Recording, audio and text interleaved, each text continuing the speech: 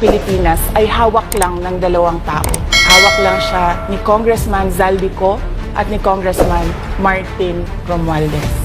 Yan ang katotohanan. Ang halimbawa ko dito, sa DepEd muna tayo. Makikita ninyo sa budget proposal na approved ng Office of the President, 5 billion yon. Pero nung lumabas yung GAA o yung budget approved noong 2023, naging 15 billion siya. Dahil hindi nga ako pumayag na kunin yung 5 billion, dinagdagan nila ng 10 billion yung classroom construction ng Department of Education. Yung 10 billion na yon hindi kontrolado ng Department of Education. Controlled yon ni Congressman Zaldico at Congressman Martin Romualdez. Ikakalkalin po itong mga atraso niya sa bayan. Ito pong kumpanya niyang SunWest Corporation. True or false? Ito po ba ang isa sa pinakamalaking government contractor sa bansa? Sagot, true. True or false?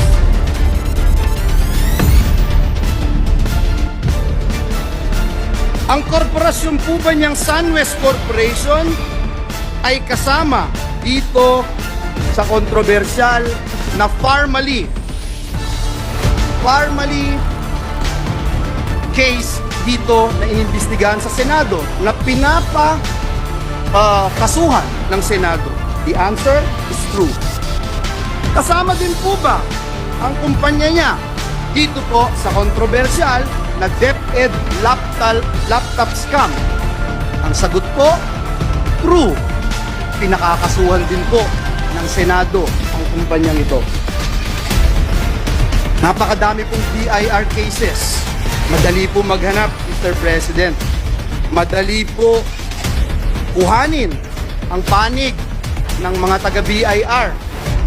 Ang ilang kaso mayroon ang kanyang mga korporasyon. Bukod po dito, yung reklamo po sa Ombudsman ng Anti-Corruption Group na ang pangalan Task Force Kasanag International, meron din pong 50 billion na kaso na kinakaharap ang taong ito.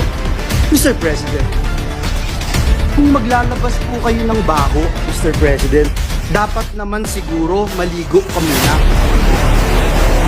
Ang masaklap po, Ginoong Pangulo, sa kabila po track record na ito ni Mr. Zaldico, ang masaklap po, inappoint po siya ng Kamara de Representantes bilang tagapagbantay ng kaban ng bayan. Si Dracula, inappoint mo bilang tagapagbantay ng blood bank ng bayan.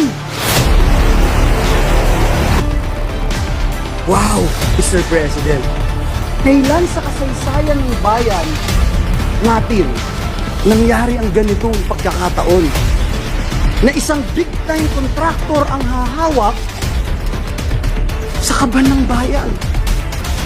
Only in the Philippines, Mr. President.